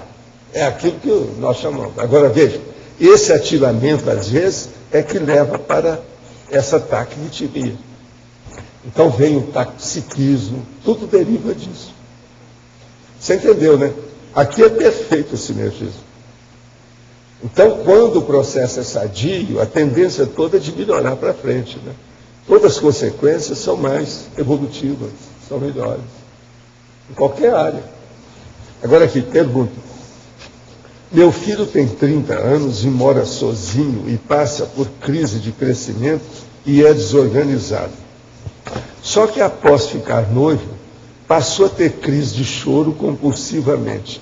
Não consegue ficar sozinho e anda de um lado para o outro. Ele pediu ajuda a um amigo do trabalho. O nome dele já foi para a PENEPS e também já foi providenciado um psiquiatra. Pode me dizer se existe algo de fora nesse caso? Está na cara, né? E outra coisa, na hora que ficou noivo, está na cara. Pelo que a gente sabe, depois de 70 anos de praia, né, tipo carioca, eu posso dizer que é o seguinte, há uma assediadora atrás. Está na cara. Vocês estão entendendo? Ela não quer perder a presa, a vítima dela. E o noivado é batata. Lembra daquele caso da moça que eu contei para vocês, há 17 anos, ficou noiva, e que ela julgou 9 soldados assim, ó. É isso aí. Isso aí é um perigo. Agora, já está bem tratado. Ele já foi ao psiquiatra, está vendo as coisas, está na PENEPS, vamos trabalhar com ele. Para auxiliar na minha pesquisa sobre síndrome do ostracismo, você sabe se o ex-presidente JK já ressomou? Não, não ressomou. Se sim, que ano? Não. Como transformar o ônus infantil da ambição pelo poder em força assistencial? Olha, o processo todo é você aplicar tudo aquilo que você aprendeu na infância. Coloca lá a sua infância radiosa funcionando e dando produtos positivos da evolução. Ponha tudo se você puder. Seria o caso de incluir a síndrome estrangeira na sindomologia? Acho pertinente. Você vê aí o que você faz. E na estrangeirismologia, sugiro utilizar a filha ou a garçom manqué, quando os pais demonstram que gostaria que o filho ou a filha fosse do outro sexo. Muitas vezes os próprios filhos percebem essa expectativa velada e tentam corresponder assumindo a atitude do outro gênero. Muitos homossexuais falsos acontecem por causa disso. Olha, passa para ela aí para saber o que é a garçom manqué. Garçom manqué. Meu filho tem 12 anos e é muito ligado comigo. Às vezes ele descreve detalhes de lugares que já estivemos, que na realidade nessa vida nunca estivemos. E muitas vezes ele me trata como se fosse meu marido. Como posso encaminhá-lo de forma coesa e adequada para a sua proex? Usa tudo que você pode e lembre-se da condição de mãe. Você é mãe, antes de tudo. Esquece o resto. Há várias tertúlias atrás, o senhor mencionou que os casos de pessoas que sofrem abuso sexual na infância são os casos dos mais difíceis que tem. Como fica essa questão para os intermissivistas que possam ter passado por isso e a repercussão na fase adulta e na sua proex? Primeira coisa, esquecer tudo. Põe a pedra no assunto e cuida da vida, vai em frente. Esquece isso. Perdoa todo mundo, vai em frente, deixa para lá. Principalmente as moças, as mulheres, dão muito valor para isso depois. Aí cai no buraco. É um erro. Esquece a coisa. Já passou. Usa, olha aqui, o tempo, o aqui, agora e já. Tenho 16 anos, de que forma posso trabalhar com a dispersão consciencial para melhorar a minha preparação para o vestibular? Vestibular. Primeira coisa, fazer bastante anotação e se dedicar ao processo seriamente. Esqueça as bobagens todas secundárias. Coma bem, durma bem e estude mais. Esse é o melhor que você faz para vestibular. E outra coisa, não fique esperando para estudar uma semana antes do vestibular, não. É um ano antes. Não vai. A coluna extrafísica nosso lar existe mesmo? E se existe, o Chico Xavier se encontra na mesma? E por que há tanta religiosidade no lugar? Situação claramente verificada no livro Nosso Lar. Você tem que lembrar que os livros de André Luiz estão tudo dentro da conotação da seita espírita. Tinha que ser assim, porque senão a federação nem publicava o livro. Agora, tudo isso você tem que dar desconto. Vai com calma. Gostaria de entender como a paragenética influencia o corpo físico, já que, conforme o senhor falou, quando a genética é forte, ela domina a paragenética, daí os filhos são fisicamente muito parecidos com os pais. Sim, em alguns casos, você também não pode generalizar isso muito, não. Tem que examinar tudo com calma. Agora, é isso mesmo. O que você quer saber mais? Eu não sei o que é, eu vou falar mais sobre isso. É isso aí, está expondo tudo do jeito que nós falamos. O problema é esse. Agora, ó, uma paragenética forte engole qualquer genética. Por quê? É um processo maior do holossoma e dentro do processo da consciência. Gostaria de saber o ponto de vista da conscienciologia sobre os tratamentos e psicanálise. Olha, dá um desconto grande. Mais de 51%, vocês acham? É isso? Quanto? 70? 75? 80? Segundo eles, é um psicólogo que está falando. Eu acho que tem muita bobagem na psicanálise. De modo que eu não sou uma pessoa muito correta para falar qualquer coisa no assunto, né? Porque eu já tenho o meu apriorismo, já vi tanta besteira que não dá, né? Isso é a minha opinião. Respeito os psicanalistas e quem gostar disso, qualquer coisa vá para Buenos Aires. Outra, durante o período do professor de 214 anos no extrafísico, como o Zef administrava a cronêmica e a prosêmica entre as comunex avançadas e os locais baratosféricos, e como ocorrem os estudos de fixação paramnemônica dentro da para-interassistencialidade. Olha, no meu caso eu não tinha problema nenhum, que eu seguia as orientações mais evoluídas, as irresistíveis, as consciências mais evoluídas. Eu era apenas pau mandado. Era o maleiro, o carregador de mala. O senhor respondeu há pouco sobre as egrégoras das comunex afins. Mas de forma a fazer como? De forma a sair desses locais e dar prosseguimento ao caminho evolutivo. Que fator propicia esse despertar para outras realidades? Aí tem 1001 fatores. O que acontece mais geralmente é a assistência das pessoas que se amam. Aquela pessoa que se ama, ela vai lá e procura ajudar os outros. Ela não esquece. Então a interassistencialidade é baseada na mega fraternidade. O caminho maior é esse. Quando estava bem no começo da gravidez do meu primeiro filho, estava dormindo e vi nos pés da minha cama um menino de cabelo liso, mexendo a cabeça para frente e para trás. Na época eu não sabia ainda o sexo do bebê. Tempos depois, quando meu filho já tinha algo em torno de 6 meses de idade, ele começou a ter uma brincadeira de ficar jogando a cabeça para frente e para trás. Quando ele fez isso pela primeira vez, tive certeza de que foi ele que vi nos pés da minha cama. Isso normalmente ocorre? da consciência que irá ressomar, visitar a futura mãe, olha, eu já vi casos de pessoas, de mulheres, projetoras, que sabiam todos os detalhes a respeito do filho e da filha. E às vezes mais de um filho, primeiro, segundo, terceiro, tudo isso eu já vi. Principalmente com as mulheres projetoras. Elas são melhores que as outras, para ver esse processo extrafísico. Outro, já perguntei se somos parentes antes, e o senhor disse que provavelmente sim. Sou de Belo Horizonte. Hoje o senhor falou que também tem Rocha na sua família. Sim. Incrivelmente, meu nome completo é Vieira Rocha. Muita coincidência, né? Pois é. Agora veja, cuidado de ser meu parente, viu? Eu sou um cara que vive mexendo com gente doente o tempo todo. Não sei se vale a pena ser muito parente meu, não. Se devia, né? Se tem vantagem aí. Mas olha, possivelmente nós somos. Agora veja, os Rocha que eu estou falando são de Piumi. Examina na sua árvore genealógica se tem gente dos Rocha de Piumi, que é o lado do meu avô. Piumi é perto de Belo Horizonte, vocês sabem? De modo que o cara é de Belo Horizonte, Piumi, Rocha, é mais um fator que deve ser meu parente. Você deve ser primo daquela N grau, não é isso? Ele não sabe qual grau, N grau, não é isso? É. Há 2 dias minha irmã não estava bem e pediu que mandasse energias para ela. Antes de dormir, 23 horas, eu mandei.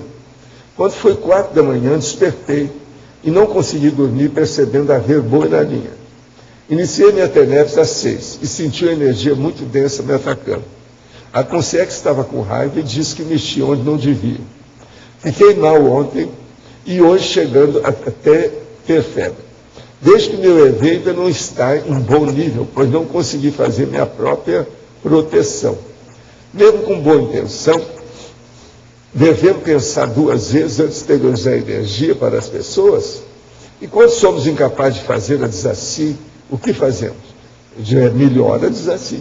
Vamos trabalhar. Estudo é bom para você melhorar. É o que nós chamamos de crise de crescimento. Isso é positivo. Vai em frente, vamos trabalhar. Você supera isso, o amparador te ajuda. Professor, pode falar aqui na fatologia, na 3ª linha? O ônus da infância na vida intrafísica de apenas 4 décadas da consciência somada prematuramente, é isso? O caso é o seguinte: a pessoa dessomou com 40 anos. Como é que foi a infância dela? Isso aí influiu na questão dos 40 anos? O que ela fez? Depois, a adolescência dela, como é que foi? É isso aí que nós queremos falar. O ônus da infância na vida intrafísica de apenas 4 décadas. Influiu negativamente, positivamente? Como é que foi? O que deu? Agora, nós queremos chamar a atenção para a pessoa que dessomou prematuramente. 4 décadas. Hoje todo mundo está vivendo 10 décadas. Tá certo? É você? Ciclologia, página 2. O segundo item. Qual que é? Ciclo? O ciclo, ciclologia. Qual deles? O segundo item. O ciclo intrafísico, infância ingênua, juventude inexperiente, maturidade erudita. Aqui é o ciclo. A infância, ela é ingênua mesmo. A juventude não tem experiência. E agora tem a maturidade que alcança a erudição, que alcança a maturidade propriamente dita. Então, veja, isso é um ciclo, a pessoa está caminhando, está evoluindo dentro daquilo. O que você quer? O processo... Eu confio que quando você ficar velhinha com o cabelo branco, você vai ficar erudita. Principalmente sobre as línguas, idiomas, etc. Palavras. Você está nesse caminho. Agora, tem gente hoje que está meio diferente. Você também está. Olha como é que ela está toda composta hoje. Eu não entendi nada. Cortou o cabelo, etc. Mas olha, pode falar. Sovaldo, sobre a paragenética boa, eu queria entender melhor esse conceito. O que caracteriza? É o saldo da ficha ou tem a ver com a genética intrafísica? Como assim você está querendo? O senhor colocou a questão da paragenética boa, né? De valer a pena a pessoa ter a paragenética boa e ser recuperada. Não, porque a ficha dela é boa. Isso essa paragenética boa. A holobiografia dela, o saldo é bom. Então a paragenética dela é boa. É mais o saldo da ficha do que... Não, o saldo da ficha expõe que a paragenética é boa. É óbvio, uma coisa puxa a outra. Agora, uma coisa sustenta a outra. Entendi. Quer dizer, e essa relação da paragenética com a genética intrafísica, com a somática, ela é mais branda do que o saldo da ficha, é isso? O que pesa mais é o que a pessoa faz com... Então, são as realizações. O que pesa mais é a qualidade que está registrada na ficha da pessoa. É a ficha que tá. Aí é que manda. A holobiografia é isso, a paragenética é isso. Tá. Agora, outra coisa, assim, o antídoto, ou assim, o processo que estaria revertendo essa questão do ônus da infância, seria assim, o irrompimento do paracérebro? É nesse momento que começa a não existir o ônus? Ou mas agora o processo todo é mesmo restringimento psicofísico. Restringimento mental, restringimento físico, o restringimento de manifestação. Mas, por exemplo, no seu caso, né, essa questão esse ônus começa a reduzir quando a pessoa tem mais parapsiquismo lúcido. O meu parapsiquismo me ajudou nisso. E isso acontece através Isso eu não tenho dúvida alguma. Então, mas agora, começou a me ajudar mais ou menos aos 3 anos. 3 anos. Agora, acho que o parto difícil, com o processo aí da cabeça, entende? Isso também me ajudou a amadurecer, favoreceu, porque eu fiquei maduro mais cedo. Agora, em termos de holossoma, isso é traduzido pelo irrompimento do paracérebro ou é outro mecanismo? Não, o irrompimento do paracérebro é outra coisa, já mais avançado é outra coisa, na fase adulta. Ah, tá. Eu acho mais difícil isso acontecer quando a pessoa está indo o corpo em desenvolvimento. Uhum.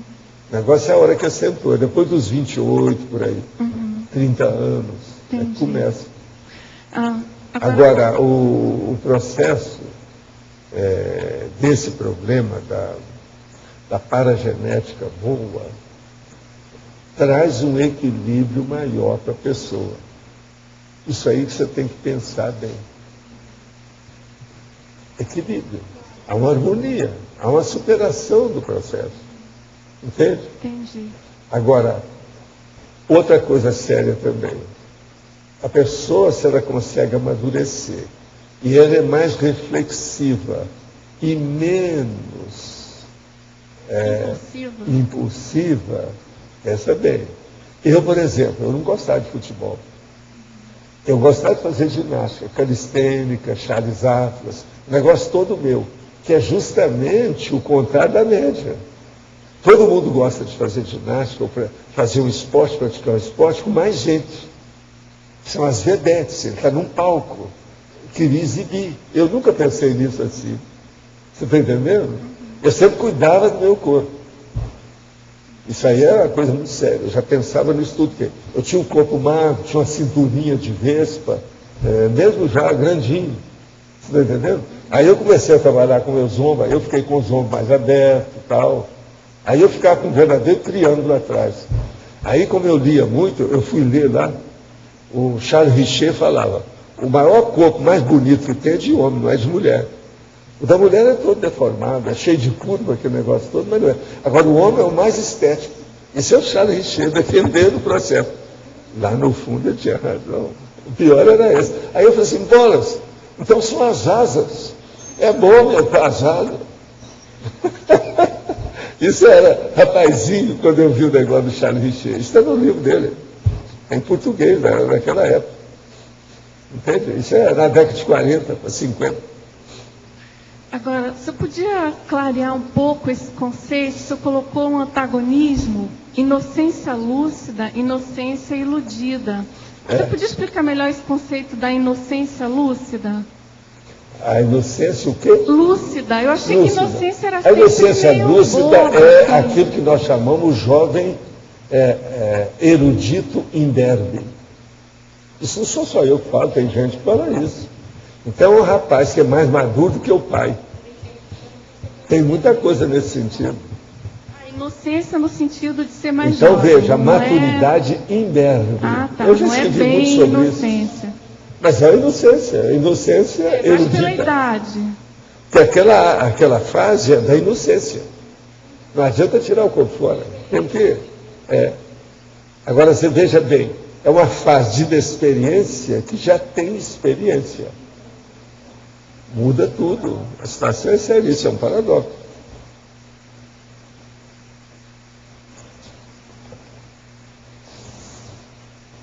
Agora, o problema tudo é o seguinte, já que você falou em paradoxo, tudo que seja precoce é paradoxal.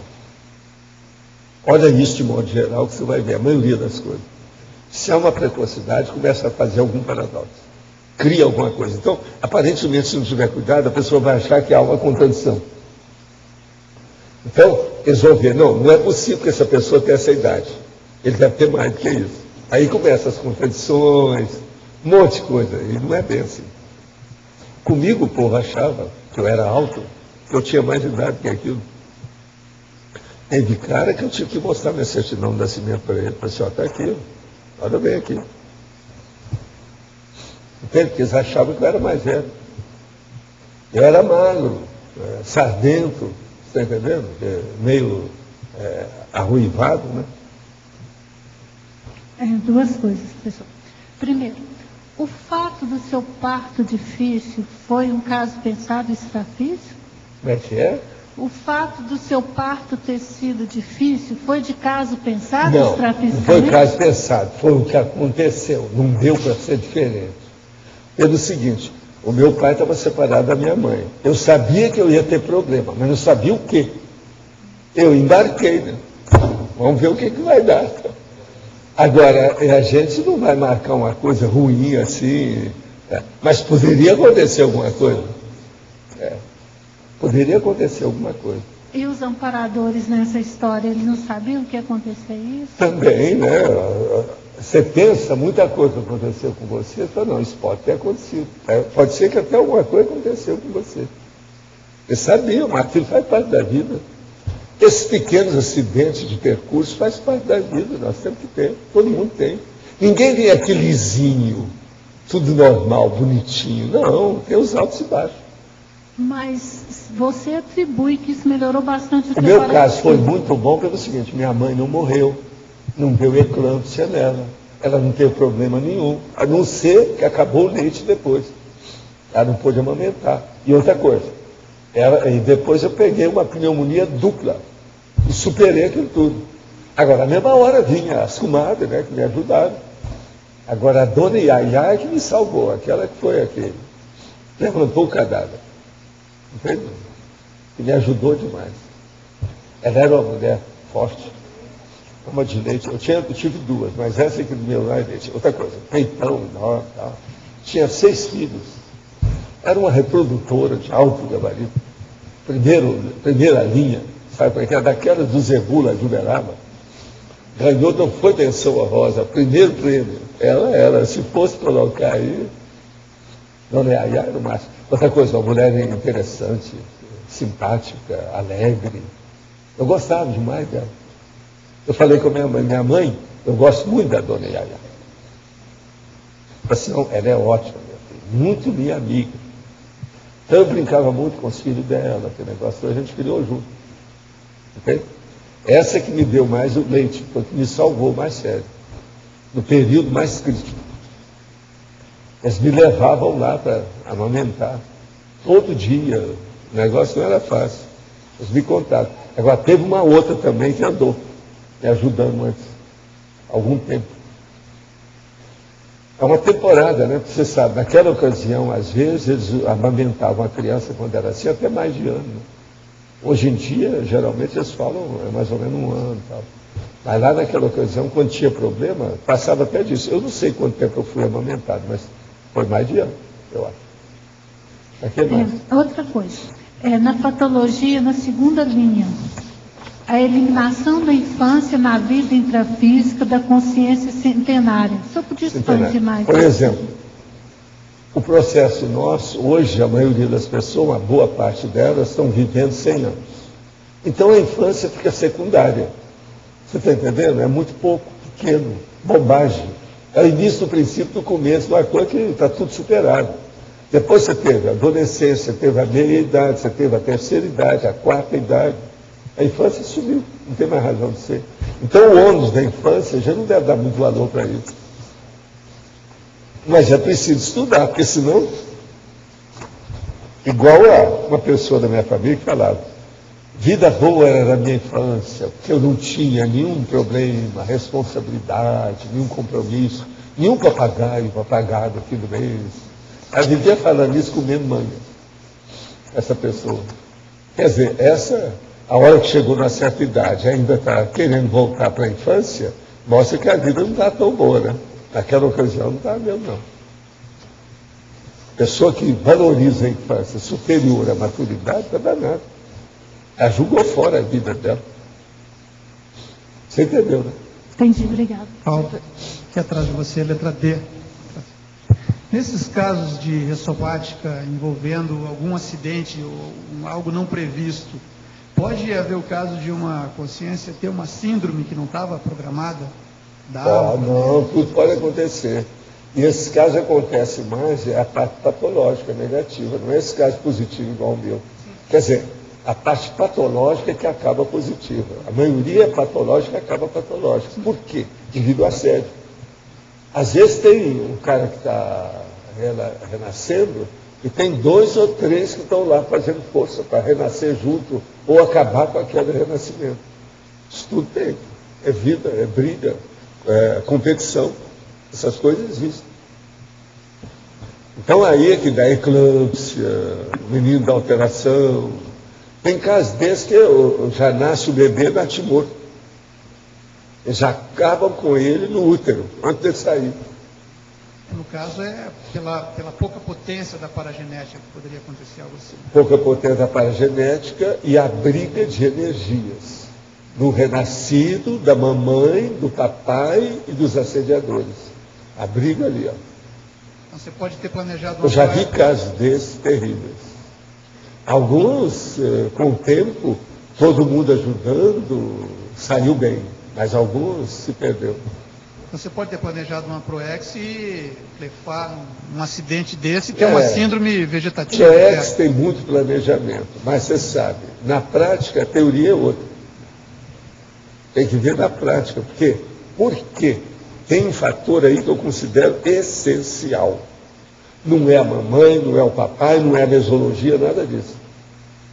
Dependendo da circunstância, da qualidade da vida da pessoa, são as companhias. Às vezes o processo cronêmico, que não vem na hora certa, dispersa as companhias, pronto, acabou tudo. Não adianta. Por exemplo, eu digo para vocês, será que a dona Yaya estava lá para me suportar na hora? Pelo seguinte, eles moraram muito pouco tempo em Monte Carmelo, daí a pouco eles foram embora. Sei lá, entende? Sei lá se aquilo não foi um auxílio. Eu falei isso com a minha mãe. Na ocasião, quando eu, rapazinho já, conversando com ela. Professor. O que você queria? Aqui na 7ª linha da fatologia, você fala aqui a respeito da dispersidade como nulificador da infância. É a nulificação da infância. Isso. Não, existe aí a nulificação da infância, é um verbete, é da autoevoluciologia, é homeostático. Está lá na remissologia. Eu sei, mas por exemplo... É bom ler, tem relação com isso aqui, sim. Total. Relação total. Mas a pessoa que chega à dispersidade pela primeira vez na existência, em todas as existências, quando ela atinge a dispersidade, é a primeira vez que ela nulificou completamente a infância? Não. Isso aí, a infância não tem nada a ver com isso, porque ela pode ter nulificado o processo, anulou tudo, acabou com tudo, por outros motivos. Isso aí não tem nada a ver. Tem relação com o caso, tudo isso, mas não necessariamente, não precisa disso. para se nulificar a infância. Agora, por exemplo, eu não dou valor para a infância, mas ao mesmo tempo eu dou muito valor para a infância. Outra coisa, minha infância com todos os altos e baixos, eu também não reclamo de nada, eu nunca reclamei. O povo me perguntava, como é que foi sua infância? Ah, foi muito boa. Você pescava? Eu falei assim, não, sempre fui contra. Você andava a cavalo? Também não. Não, então que infância besta é essa que você teve? Você nasceu em fazenda? Eu falei assim, não. Nasci numa aldeia, praticamente, uma cidade, mas já era comarca, não era... Mas agora os caras me perguntavam, você caçava? Não. Então veja, não pescava, não caçava, não andava a cavalo. Estilingue, você usava estilingue? Não, estilingue a gente usava para pegar as mangas. Eu era especialista. A manga caía. Aquilo era o máximo. E às vezes era importante, porque não podia pular a cerca, tinha que ser a manga, tinha que cair do lado de cá. Então você ficava bem perto do muro e pegava o negócio para cair. Tem que ser o jeito. Então, estilingue eu era especialista. Outra coisa, sabia fazer estilingue com a forquilha, aquele negócio todo, alto nível. Isso tudo eu aprendi. Professor, como se explica o caso de uma criança ter traços étnicos e comportamentais totalmente diferenciados na família, como se ela caísse de paraquedas naquela família? A paragenética. Isso é a autobiografia da pessoa, diferente. O que você queria? Na binomiologia, página 2, tem o primeiro binômio, infância breve, maturidade perpétua. A gente estava querendo saber a relação de causa e efeito aí, se tem uma relação... Infância breve, maturidade perpétua. Isso aí é do Serenão, né? Pois é, né? O que você acha? Então a relação de causa e efeito é quase que uma... Nós todos estamos caminhando para chegar nisso aqui. Eu espero que vocês, o mais depressa possível, tenham, na sua próxima vida, que a sua infância seja breve, que você viva 100 anos. Mas uma infância que dure 3 anos só. Mas e aí você já virou gente. Já virou gente. A relação de causa e efeito aí... Segundo a Cátia, é com 5 anos, né, cara? A relação de causa e efeito eu quero com 8. Eu já dei um desconto. A relação de causa e efeito aqui é interativa, tanto de um lado para o outro, é isso? Eu fiquei na dúvida se... O hiperativo, o que tem? Não. Esse item aí, a infância breve. Se você consegue abreviar a sua infância, você chega mais rápido na maturidade. Não, mas a maturidade perpétua, o que me chamou a atenção foi a maturidade perpétua é do Serenão. Então, por exemplo, então, quem tem a maturidade perpétua não vai ter uma infância muito grande. Tá, entendi. Ele, menino, já é maturidade imberbe. Ele já está sabendo o que então, é que se isso passa. É só para... Tá, entendi. O meu foi aos 14 anos. Quer dizer, eu não posso falar que eu tive uma infância madura. Não tive. Valdo. Eu posso falar que eu tive uma nulificação da infância. Não, eu tive... isso eu tive. Sim. Mas eu não tive uma infância madura. A infância madura, eu tive uma adolescência madura. Essa eu tive. Com 14 anos já saber o que faz, isso aí não é qualquer um. Mas com a nulificação da infância, então, é um ponto abaixo da infância madura. Aí é você que estuda, né? Aí é o processo matemático, você pode fazer a sua percentagem à vontade. Fazer as escalas. Você tem inteira liberdade, não paga imposto. Entende? Pode falar. Em relação à nulificação da infância, como é que fica a orfandade nisso? Orfandade? Ela acelera... Me dê um caso que eu vou te falar tudo como é que é. Uma pessoa órfã pode ser mais evoluída. Uma pessoa órfã pode ser menos evoluída. Vamos estudar o caso. Vamos ver o que é. Então, cada caso, um caso. Cada caso, vê como é que é. Não existe um... Orfandade, às vezes, é uma benção. É isso que quando tem um pai e uma mãe, tudo atrapalhado... É preferível não ter. É o máximo. Você não pode falar que a orfandade é um negócio sempre negativo. Karma, holokarma, no caso, grupo karma. Grupo karma, esse é isso. Vocês estão vendo como o processo evolutivo muda os conceitos, né? Os conceitos ficam tudo diferentes. A gente tem que estudar muito. A relatividade de conceito é um fato. Por isso que não tem verdade absoluta, tem que ir com calma. Aí é que entra o grupo karma e depois o polikarma. A verdadeira calma é do polikarma. É esse que a gente precisa de entrar ali para valer. Professor Valdo? Sim. Aqui, ó. Aqui em cima. Ah, sim. Tudo bom? É você que está aí? É você mesmo? É? Sou eu mesma, não é Então uma tá. concierge. Não é também o ecrã da televisão. Não, não. É você. Professora, a gente vê um número Você sabe que a Graça está viajando. Sei, ela vai ficar com dor de cotovelo de ver você aqui e ela não está aí. Não, mas eu fico tempo suficiente para ela voltar Ela e só a vem gente se no domingo. encontrar. No domingo de manhã ela chega. Oi? Você vai ficar aqui até domingo, não? Vou. Ah, então tá bom. Uns Então você 15 vai dias. ver. Domingo de manhã ela chega. Ela deve chegar lá para 7, 8 horas da manhã. Vai dar tempo de se encontrar, sim. Professor Valdo, a gente vê um número cada vez maior de crianças que têm traços de maturidade precoce. O senhor falou que todo aspecto precoce tem um lado paradoxal. A gente poderia pensar, então, quais seriam os riscos dessa maturidade precoce? Deveria pensar, sim. Que a maturidade, você sabe que existe até o problema da maturidade precoce, que é patológica, né? Então aquela pessoa que fica velha mais depressa e morre aí com 15 anos, como se fosse um velhinho. Tudo isso tem, que é a progéria. Isso é uma doença. Então, o problema da maturidade precoce, ela tem que ter um limite natural. Então, até a precocidade precisa de evoluir dentro de, vamos dizer assim, segmentos ou planejamento natural, ordenado. Porque senão, em vez de ajudar, piora. Entende? Por exemplo, você vê muito desse processo de maturidade forçada que o povo não está preparado. Olha os jogadores de futebol, ficam tudo doido. Entendi. A hora que alcança a fama, que aparece muito na mídia, ele desgoverna a vida dele toda, dá tudo para trás. Isso é uma maturidade que não foi preparada. Na verdade, então é muito de certa sério. forma patológica até, né? Agora, a maturidade que nós estamos falando mais aqui não é essa da celebridade, ou da fama, da mídia ou da sociedade nossa. É o processo da consciência em si. Então, esse é que importa para a gente aqui, é o que interessa. Então, essa maturidade é ideal. Mas quando a gente pensa naquela criança que parece precoce no sentido de que tem um raciocínio muito rápido, uma compreensão, entre aspas, fora do normal, há riscos também nesse perfil? Tem, mas essa pessoa, essa criança, precisa ser atendida e tratada dentro do processo da superdotação, se for o caso. Então tem que ser atendida com uma preceptoria específica, individual, diferente dos outros.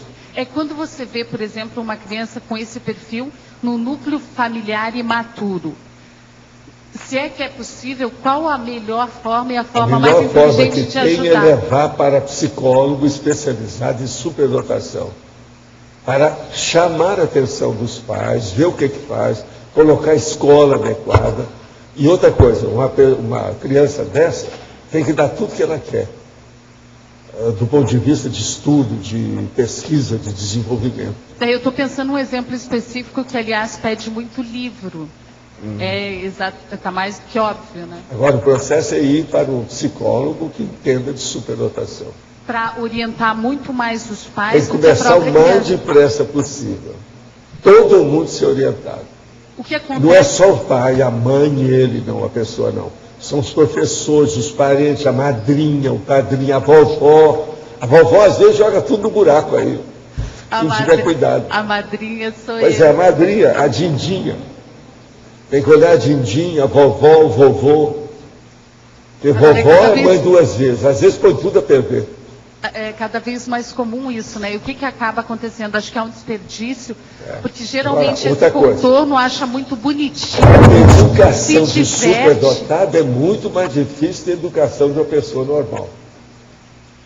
Isso tudo é bom a gente clarear bem. Então, o mais adequado é procurar um psicólogo que tenha o mais depressa possível para ver as coisas de perto e examinar o que é que pode ser feito para melhorar o caso. Certo? Obrigada. Então, os nossos comerciais, por favor. Obrigada. As pontuações da tertúlia de hoje foram 86 assinaturas no livro de presença, 34 perguntas presenciais, 22 perguntas respondidas online, 27 votos presenciais, 9 votos online. Hoje temos 4 recados: loja, balanço existencial, Cristina Aracá, que é acoplamentário, João Paulo com 5 baia, Rosa, programa verbetografia. Boa tarde, pessoal. Gostaríamos de convidá-los para o curso Balanço Existencial. Então, é um momento que ocorrerá durante 4 dias, do dia 5 a 8 de março, no período do Carnaval, propício para a pessoa fazer uma reflexão sobre a sua vida. Um grande pit stop, uma parada, e poder avaliar, então, os seus resultados, a sua performance na execução da PROEX.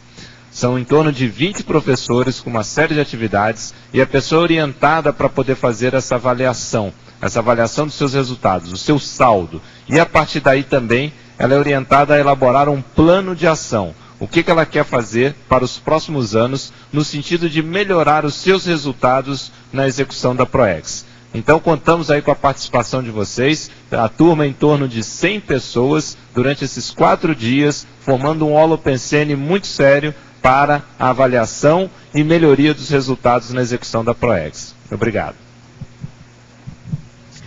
Boa tarde a todos. O nosso convite vai direcionado a todos os tertulianos e teletertulianos para o acoplamentário, que ocorre no final deste mês de janeiro, nos dias 28, 29 e 30.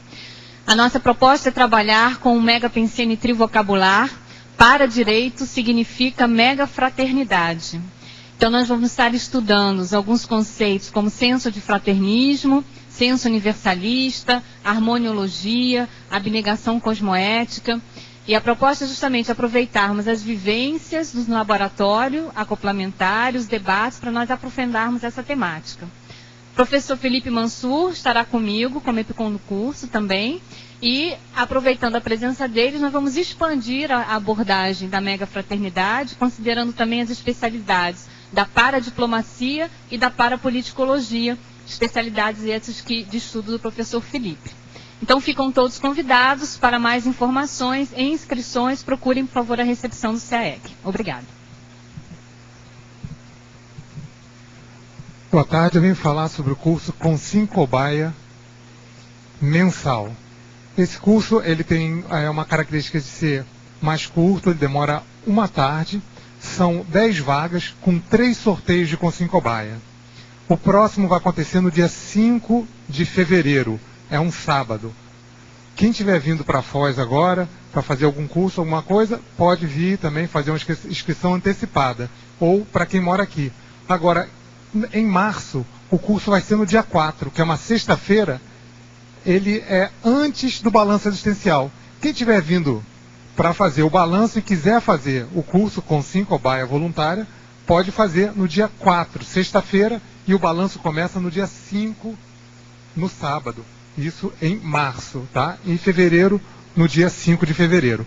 Mais um aviso, para quem deseja fazer o curso Fundamentos da Conscienciometria, da Conscius, mas são as pessoas que moram aqui em Foz do Iguaçu, nós temos uma lista de interessados na recepção do CAEC. A pessoa coloca o nome e o dia que ela tem como disponível para fazer esse curso, para a gente poder fechar já a próxima turma. Já temos uma lista lá com 8 pessoas e o curso são 18 vagas. Então, se você tem interesse em fazer o Fundamentos da Conscienciometria, colocar o nome na lista, tá? Obrigado. Boa tarde. O meu convite é para o programa Verbetografia. A gente vai fazer agora, no próximo mês, um modelo semipresencial. Esse programa é dedicado, é sugerido para as pessoas que querem escrever verbete para a enciclopédia. E esse modelo intensivo semipresencial é para possibilitar as pessoas que moram fora poderem fazer o programa.